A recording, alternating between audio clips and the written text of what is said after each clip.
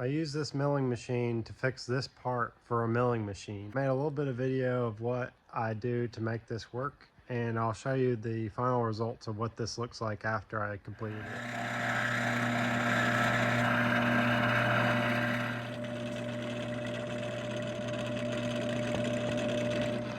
You can buy a sleeve of this threaded, I guess like a threaded round piece of brass, and I had to cut it to size. I did like a double press on it. I actually kind of messed up the double press on one part of it because I accidentally subtracted 10 thousandths instead of adding it.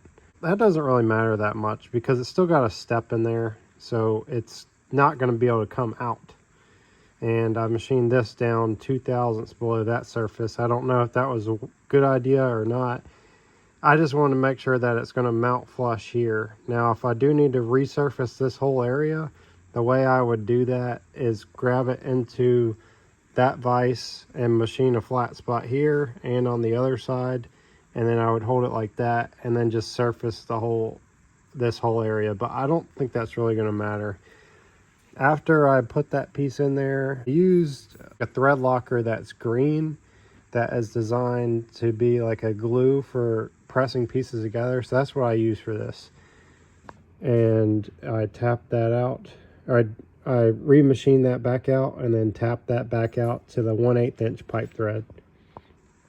It mounts like to the side of a milling machine where you have the threaded rod like this right here. This is probably the same size. See, on this machine, that piece sits back there. At least that's what I think that is. On the other machine, because it's manual, I guess, it goes back here. But this one is a CNC machine, so it is a little bit different the way it's designed. How would you ever fix a milling machine if you didn't have a milling machine? I've always wondered that. It's like, what came first, the chicken or the egg?